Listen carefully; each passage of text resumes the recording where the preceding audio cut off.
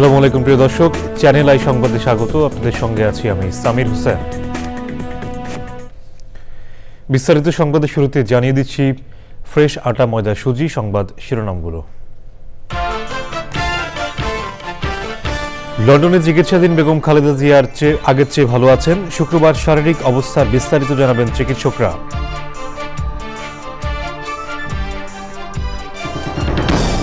July August গণহত্যায় Sheikh Hasina সহ জড়িতদের call record পাওয়া গেছে বলছে প্রসিকিউশন। খতিয়ে দেখতে ফরেনসিক পরীক্ষার অনুমতি। চাকরি পুনর্বহালের দাবিতে অব্যাহতি পাওয়া এসআইদের আমরণ অনশনের ঘোষণা। অন্যায়ভাবে চাকরিচ্যুতির অভিযোগ।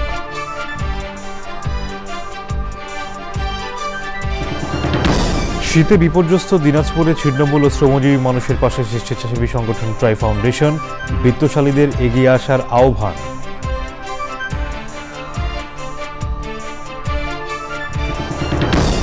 এবং বিপিএল সিলেট পর্বে খুলনা টাইগার্সকে হারিয়ে পয়েন্ট টেবিলের শীর্ষে রংপুর রাইডার্স। 2 দিন বিরতির পর 16 জানুয়ারি চট্টগ্রাম পর্ব শুরু।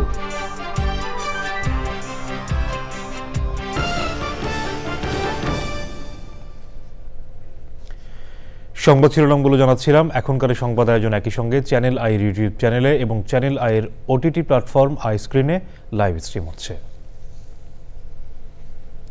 এবার বিস্তারিত। লন্ডনের দ্য ক্লিনিকে চিকিৎসাধীন বিএনপি চেয়ারপারসন বেগম খালেদা জিয়ার শারীরিক অবস্থা স্থিতিশীল রয়েছে। বেগম জিয়ার ব্যক্তিগত চিকিৎসক AZM জাহিদ হোসেন জানিয়েছেন, সাবেক প্রধানমন্ত্রী আগের তুলনায় ভালো আছেন। হাসপাতালের লবিতে হাঁটাহাঁটি করেছেন। দেশবাসীর খোঁজ খবর নেয়ার পাশাপাশি সবার দোয়া চেয়েছেন তিনি। আগামী শুক্রবার খালেদা জিয়ার শারীরিক অবস্থার বিষয়ে বিস্তারিত জানাবেন চিকিৎসকরা। শাহেদ শফিকের ভিডিও চিত্রে লন্ডন থেকে শাহ এমি হোসেনের রিপোর্ট। 8 জানুয়ারি বিএনপির চেয়ারপারসন বেগম খালেদা জিয়া লন্ডনের হাসপাতাল দি ক্লিনিকে চিকিৎসাধীন আছেন। 5ম দিনেও তার শারীরিক অবস্থা স্থিতিশীল রয়েছে।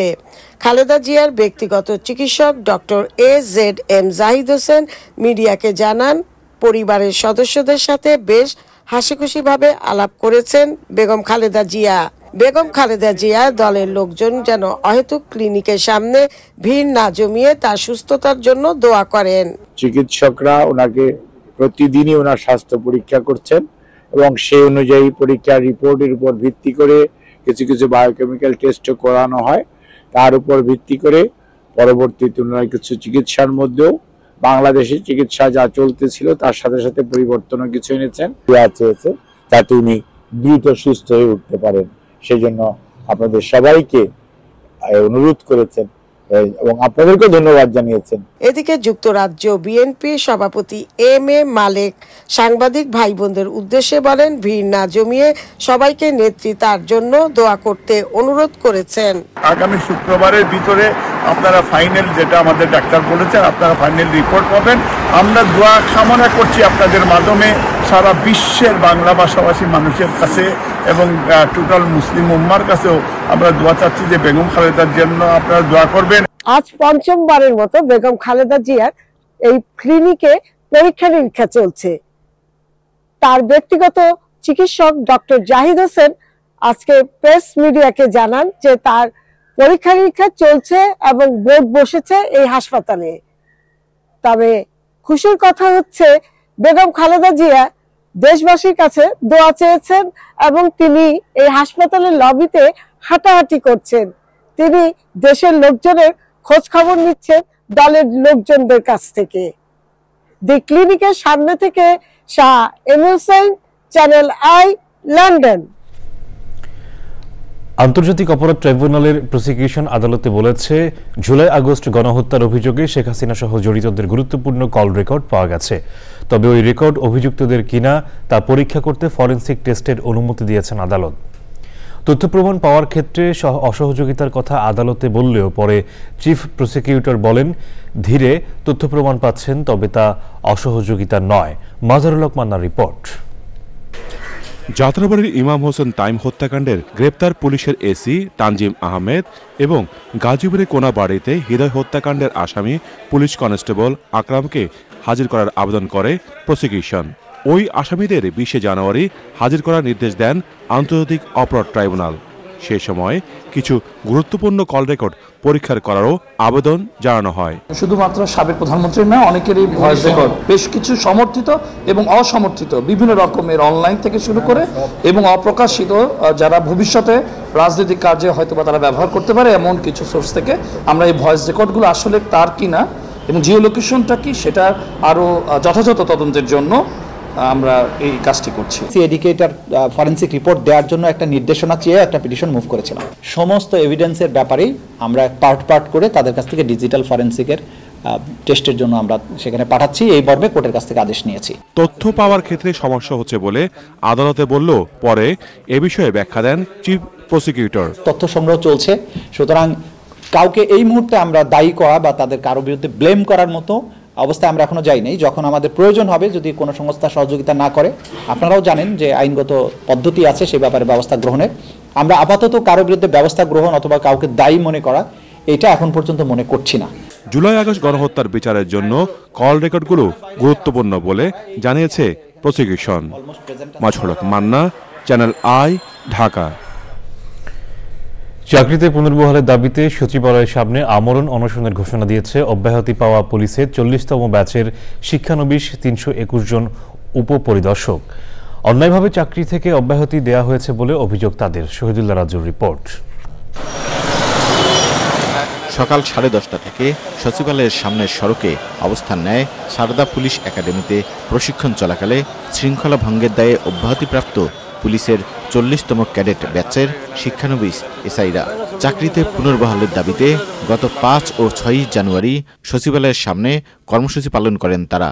সে সময় স্বরাষ্ট্র সচিবের পক্ষ থেকে আশ্বাস দেওয়া হলেও দৃশ্যমান কোনো অগ্রগতি না হওয়ায় আবারও তাদের অবস্থান কর্মসূচি। দ্রুত চাকরি ফিরিয়ে দেওয়ার দাবি জানিয়ে আন্দোলনরতরা বলছেন, সারদা পুলিশ একাডেমির ইতিহাসে একসঙ্গে এতজনের অব্যাহতি দেওয়া নজিরবিহীন ঘটনা। যদি মনে হয় যে আমি বিশৃঙ্খলা করেছি, তো সেখানে আমাদের সারদায় পানিশমেন্টের ব্যবস্থা আছে। এক্সট্রা ড্রিল 1 ঘন্টার জন্য দিতে পারবে। আমরা একটা জিনিস বুঝে ওঠার আগেই আমাদের সাথে এমন ইনজাস্টিসটা হয়েছে। আমাদের দাবি একটাই, আমাদেরকে 321 জনকে অতি দ্রুত চাকরিতে পুনর্বহাল করা হোক। চাকরি হারিয়ে নিজেদের ভবিষ্যৎ নিয়েও শঙ্কিত তারা। ফিজিক্যালি, মেন্টালি এবং ফিনান্সিয়ালি সবভাবে আমরা এখন বিপর্যস্ত। তাই এই জায়গা থেকে আমরা হচ্ছে আবার স্বাভাবিকভাবে যে চলাটা, এটা আমাদের জন্য সো টাফ। আমি পরিবারের হাল ধরবো এবং আমি দেশ সেবায় নিয়োজিত হবো, এরকম একটা সময় যখন জব চলে যায়, আসলে হতাশারও নিচে যদি কোনো একটা ওয়ার্ড থাকে সেটা। 2023 সালের 4 নভেম্বর রাজশাহীর সারদা পুলিশ একাডেমিতে 40তম ব্যাচের বুনিয়াদী প্রশিক্ষণ শুরু হয়। শৃঙ্খলা ভঙ্গের অভিযোগে গত বছর 321 জন এসআইকে চাকরি থেকে অব্যাহতি দেওয়া হয়। Shahidullah Raju, channel I, Dhaka. প্রধান উপদেষ্টা স্বাস্থ্য বিষয়ক বিশেষ সহকারী বলেছেন, HMP ভাইরাসটি করোনা ভাইরাসের মতো ছড়িয়ে পড়ার আশঙ্কা নেই। ভাইরাস নিরাময় সরকার সচেতন রয়েছে। স্বাস্থ্য মন্ত্রণালয়ের পক্ষ থেকে চিকিৎসা প্রোটোকল ঘোষণার উদ্যোগ নেওয়া হয়েছে বলেও জানান তিনি। বিস্তারিত জানাচ্ছেন রফিকুল বাশার। HMP ভাইরাসে আক্রান্ত একজন রোগী শনাক্ত হয়েছে, যার বাড়ি কিশোরগঞ্জে। এ নিয়ে এবছর এখন পর্যন্ত একজন রোগী শনাক্ত করেছে IEDCR। 2017 সালে এদেশে প্রথম HMP ভাইরাসে আক্রান্ত রোগী শনাক্ত হয়। তারপর থেকে প্রতি বছরই HMP ভাইরাসের রোগী পাওয়া গেছে। ভাইরাসটি দুর্বল বিবেচনায় এখনও কোনো সতর্কতা জারি করেনি বিশ্ব স্বাস্থ্য সংস্থা। তাই আতঙ্কিত না হওয়ার পরামর্শ দিয়েছেন স্বাস্থ্য বিশেষজ্ঞ ও প্রধান উপদেষ্টার স্বাস্থ্য বিষয়ক বিশেষ সহকারী অধ্যাপক ডাক্তার সাইদুর রহমান। বিশ্ব স্বাস্থ্য সংস্থা বা কোনো রেগুলেটর যেহেতু অ্যালার্ম জেনারেট করেনি, আমাদের সামর্থ্য আছে, আমাদের ল্যাবরেটরির সামর্থ্য আছে। আপনারা জানেনই, কারণ কোভিড মোকাবেলা করতে গিয়ে আমাদের যে ল্যাবরেটরির সামর্থ্য আছে, সেটা আমরা যখন চাইবো তখনই আমরা এটা ব্যবহার করতে পারবো।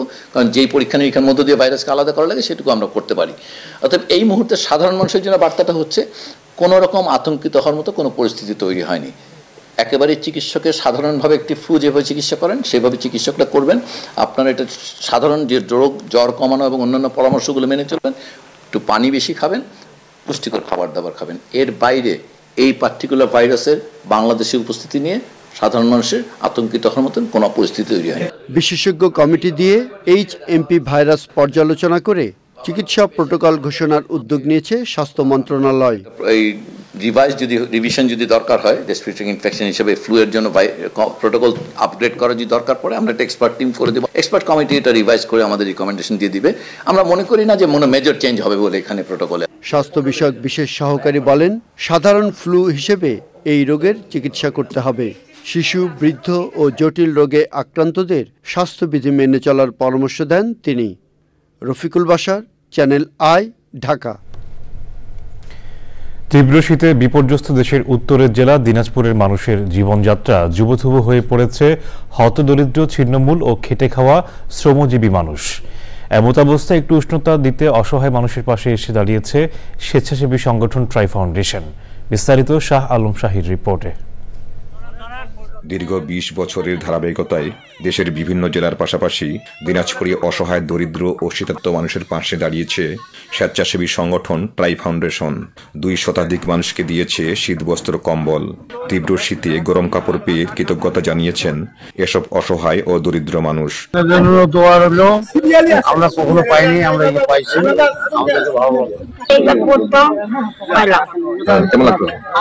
আলহামদুলিল্লাহ ভালো লাগছে। আল্লাহ তাদের ভালো রাখুক, সুস্থ রাখো, আল্লাহ আরো দোয়া তৌফিক দান করুক।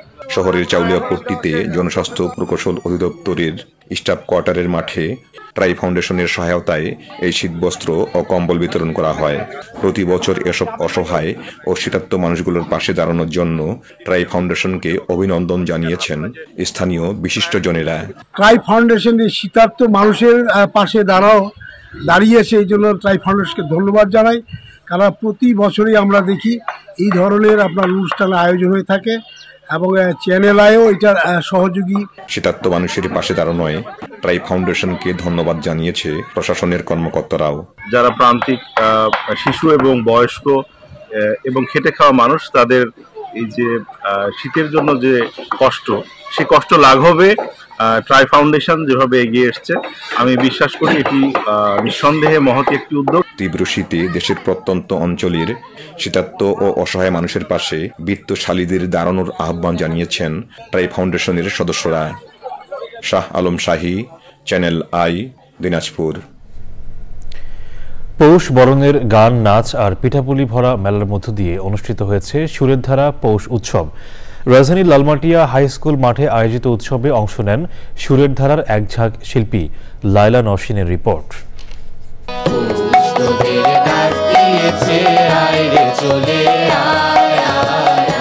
পৌষ বর্ণের গান আর মাটির টানে ফেরার আহ্বানে সুরের ধারার পৌষ উৎসব 1431।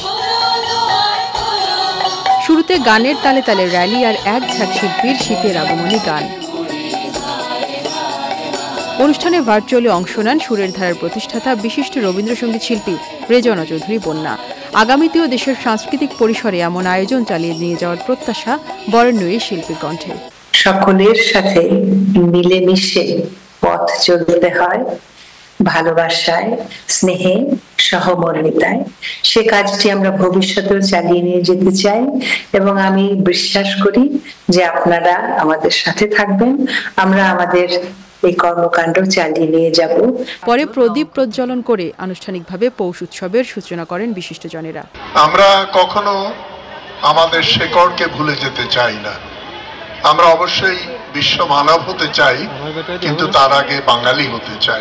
এই পৌষ হচ্ছে আমাদের ফসলের, এই পৌষ হচ্ছে আমাদের কৃষিতে যে শ্রমিকরা কাজ করে তাদের শ্রমের। অনুষ্ঠানে শীতের পিঠাপুলির আয়োজন নিয়েছিলেন উদ্যোক্তারা। লাইলা নওশিন, চ্যানেল আই, ঢাকা। এবারে বিপিএল আপডেট। দেশ বদলাই, পৃথিবী বদলাই, আবার এলো বিপিএল, এলো বিপিএল।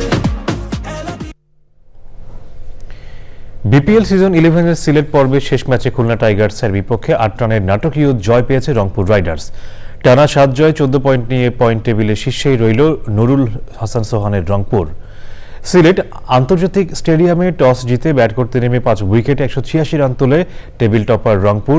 শুরুর দিকে বড় জুটি না এলেও তৌফিক খান করেন 36 রান। চতুর্থ উইকেটে 2 পাকিস্তানি ক্রিকেটার ইফতেখার আহমেদ এবং খুশদিল শাহর 115 রানের পার্টনারশিপে লড়াকু পুঁজি পায় রংপুর। 43 রানে ইফতেখার থামলেও হাফ সেঞ্চুরি করে 73 রানে অপরাজিত ছিলেন খুশদিল শাহ। জবাবে ওপেনিংয়ে ৩১ রানের জুটি গড়ে আকিব জাভেদের বলে থামেন খুলনার ডারউইস রাসেলি। মেহেদী মিরাজের সঙ্গে মোহাম্মদ নাইমের ৬১ রানের জুটিতে চালকের আসনে থাকে খুলনা। ৩৯ রানে মিরাজের বিদায়ের পর আফিফকে নিয়ে ৪৫ রানের জুটি গড়েন নাইম। অর্ধশতক করা নাইম ৫৮ রানে ফিরলে আর ম্যাচ বের করতে পারেনি খুলনা টাইগার্স। শেষ ২ ওভারে ৫ উইকেটে হারিয়ে খুলনার ইনিংস থামে ৯ উইকেটে ১৭৮ রানে। ২ দিনের বিরতি শেষে ১৬ই জানুয়ারি চট্টগ্রাম পর্বে ফিরবে বিপিএল সিজন 11। হ্যাট্রিক জয় হল না সিলেট স্ট্রাইকার্সের। সিলেট পর্বের শেষ দিনে চিটাগং কিংসের কাছে ৩০ রানে হেরেছে হোম টিম সিলেট। প্রথমে ব্যাট করতে নেমে ২০৩ রানের পাহাড় সম টার্গেট দেয় চিটাগং। ব্যাট করতে নেমে ৮ উইকেটে ১৭৩ রানে থামে সিলেটের ইনিংস। সিলেট থেকে বিস্তারিত জানাচ্ছেন তানফির আহমেদ। সিলেট আন্তর্জাতিক ক্রিকেট স্টেডিয়ামে টস হেরে ব্যাট করতে নেমে শুরুতে পারভেজ হোসেন ইমনের উইকেট হারায় চিটাগং। তার ব্যর্থতার পর চিটাগংকে পথ দেখায় ওসমান খান ও গ্রাহাম ক্লার্কের পার্টনারশিপ। তাদের দুজনের পার্টনারশিপে আসে ৩৯ বলে ৬৮ রান। আরিফুল হকের বলে ক্যাচ তুলে দিয়ে ওসমান আউট হলে ভাঙে পার্টনারশিপ। ৩৫ বলে ৮-৪ ও ১ ছক্কায় ৫৩ রান করেন তিনি। গ্রাহাম ক্লার্কও হাফ সেঞ্চুরি তুলেই ফেরেন। ৩৩ বলে ৩-৪ ও ৫ ছক্কায় ৬০ রান করেন তিনি। শেষ দিকে ১৯ বলে ২৮ রান করেন মিঠুন। ৪ বাউন্ডারি ও ৩ ছক্কায় ১৮ বলে ৪২ রান করেন হায়দার আলী। ২০০-এর বেশি টার্গেটে ব্যাটিংয়ে নেমে ৬৪ রানে ৪ উইকেট হারিয়ে বিপদে পড়ে সিলেট। জর্জ মুন্সে ৩৭ বলে ৫২ রানের ইনিংস খেলেন। লোকাল বয় জাকের আলী অনিক শেষ পর্যন্ত লড়াই করেও জেতাতে পারেনি সিলেটকে। ২৩ বলে ৩ বাউন্ডারি ৪ ছয়ে ৪৭ রানের অপরাজিত ইনিংস খেলেন তিনি। ২ দিন বিরতি দিয়ে ১৬ জানুয়ারি থেকে শুরু হবে বিপিএল এর চট্টগ্রাম পর্ব। সিলেটে এসে ভাগ্যের চাকা খুলেছিল সিলেট স্ট্রাইকার্সের, তবে নিজ শহরের শেষটা ভালো হলো না তাদের। দর্শকদের প্রত্যাশা চট্টগ্রামের সাগরিকায় জয় ফিরবে সুরমাপাড়ের দলটি। সিলেট আন্তর্জাতিক ক্রিকেট স্টেডিয়াম থেকে তানভীর আহমেদ, চ্যানেল আই। সংবাদের এই পর্যায়ে নিচ্ছি বিরতি, আর বিরতির পর জানিয়ে ফিরছি।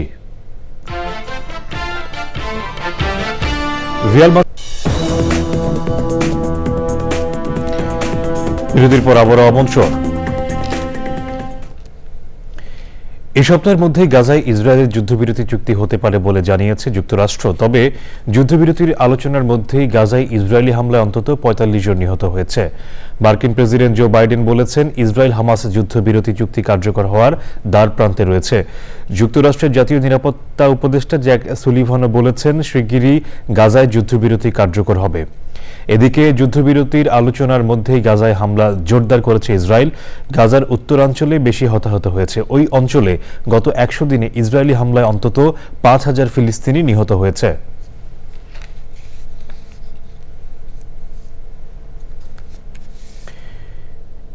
এবারে কৃষি সংবাদ।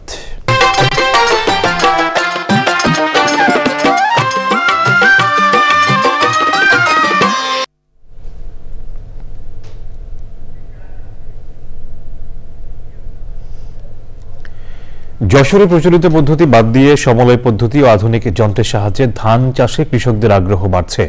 এই পদ্ধতির ফলে ধান চাষে শ্রমিক সংকট কেটেছে, পাশাপাশি উৎপাদন খরচ কমা ও সময় বাঁচায় এ ধরনের চাষাবাদে আগ্রহী হচ্ছেন জেলার কৃষকরা। যশোর থেকে বিস্তারিত জানাচ্ছেন আকরামুজ্জামান।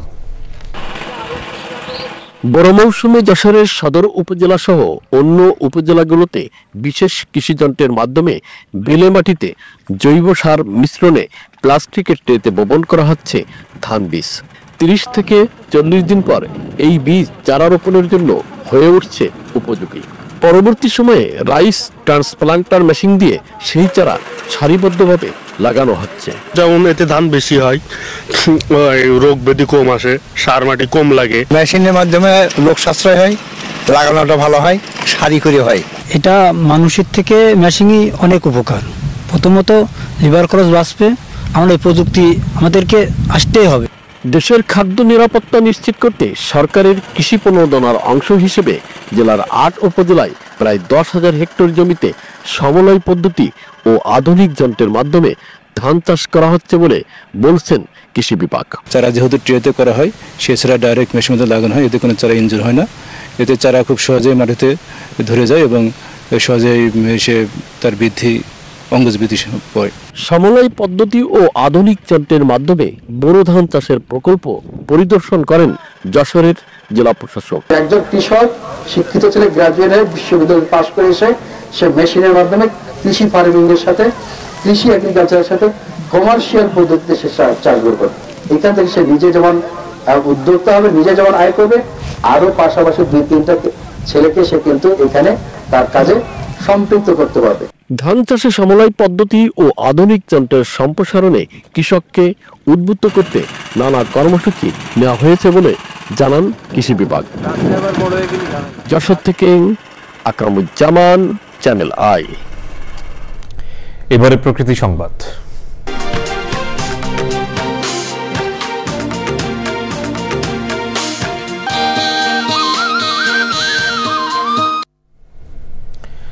দখল ও দূষণে মরাখালে পরিণত হয়েছে পাবনার পদ্মকোল। একটু বৃষ্টিতে জলাবদ্ধতায় চরম দুর্ভোগে পড়েন স্থানীয় বাসিন্দারা। ময়লা আবর্জনা দুর্গন্ধে পরিবেশ দূষণের পাশাপাশি হুমকিতে জনস্বাস্থ্য। এমন অবস্থায় ঐতিহাসিক ইছামতি নদীর মুখ হিসেবে পরিচিত পদ্মকোল খাল দখল ও দূষণমুক্ত করতে উদ্যোগ নিয়েছে জেলা প্রশাসন। সংশ্লিষ্টদের প্রত্যাশা, এমন উদ্যোগে প্রাণ ফিরে পাবে শহরের গুরুত্বপূর্ণ এই খালটি। পাবনা প্রতিনিধি আক্তারুজ্জামান আক্তারের তথ্য ভিডিও চিত্রে আফরোজা হাসির রিপোর্ট। পদ্মকোল দখলের মধ্য দিয়ে 4 দশক আগে বন্ধ করে দেওয়া হয় ঐতিহাসিক ইছামতি নদীর পানি প্রবাহ। সেই সাথে দখলদারদের অপতৎপরতায় স্বকীয়তা হারাতে থাকে ইছামতিও। 2024 সালে নেওয়া 1700 কোটি টাকা ব্যয়ে ইছামতি পুনরুদ্ধার সহ সংস্কার প্রকল্প বাস্তবায়নে কাজ করছে সেনাবাহিনী। এরই অংশ হিসেবে স্বেচ্ছাশ্রমে পদ্মকোল খাল দখল ও দূষণমুক্ত করার উদ্যোগ। খালটা অবৈধ দূষণমুক্ত করার পাশাপাশি দখলমুক্ত করব এবং এটা যাতে বজায় থাকে এবং আপনাদের সকলের সহযোগিতা থাকতে হবে। বিভিন্ন সরকারি প্রতিষ্ঠানের কর্মকর্তা কর্মচারীরা কর্মসূচিতে অংশ নেন। এই পদ্মকোলের অধিকাংশ এলাকা আমাদের ভিডিপি সদস্যরা পরিচ্ছন্নতা প্রায় শেষের দিকে। এই কার্যক্রম অব্যাহত থাকবে। আমরা পদ্মকোল খাল আজকে দূষণমুক্ত এবং অবৈধ দখলমুক্ত করার প্রোগ্রামে নেমেছি। প্রায় 1,500-এর অধিক লোক উৎসবমুখর পরিবেশে খাল পরিষ্কার করছে। সংশ্লিষ্টরা বলছেন পদ্মকোল বাঁচাতে যথাযথ ব্যবস্থাপনা ও জনসচেতনতা জরুরি। সরকার যেভাবে উদ্যোগ গ্রহণ করেছে এই উদ্যোগটি অব্যাহত থাকলে আমরা আবার সেই পুরানো বাংলাদেশ, পুরানো ঐতিহ্যতে ফিরে যাব সেই আশাবাদ রাখি। খালের প্রবাহ ফেরানোর এই উদ্যোগ পরিবেশ সংরক্ষণের পাশাপাশি স্থানীয় জীববৈচিত্র্যকেও সমৃদ্ধ করবে প্রত্যাশা পরিবেশবাদীদের। আফরোজা হাসি, প্রকৃতি ও জীবন ডেস্ক, চ্যানেল আই। এবারে খেলার খবর। বেগম খালেদা জিয়া আগের চেয়ে ভালো আছেন। শুক্রবার শারীরিক অবস্থার বিস্তারিত জানাবেন চিকিৎসকরা।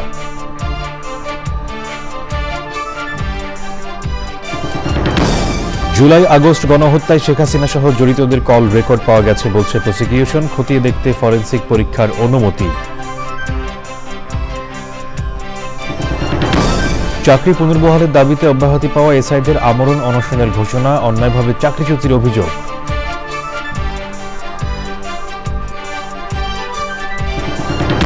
শীতে বিপর্যস্ত দিনাজপুরে ছিন্নমূল শ্রমজীবী মানুষের পাশে স্বেচ্ছাসেবী সংগঠন ট্রাই ফাউন্ডেশন। বিত্তশালীদের এগিয়ে আসার আহ্বান।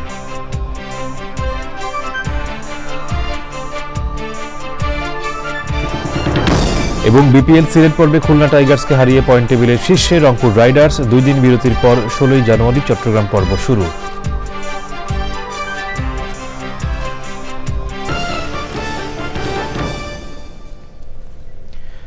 দর্শক, চ্যানেল আই এর সর্বশেষ সংবাদ জানতে ভিজিট করুন channelionline.com-এ। যুক্ত থাকুন আমাদের সোশ্যাল মিডিয়া প্ল্যাটফর্মগুলোর সাথে। এতক্ষণ সাথে থাকার জন্য ধন্যবাদ সবাইকে।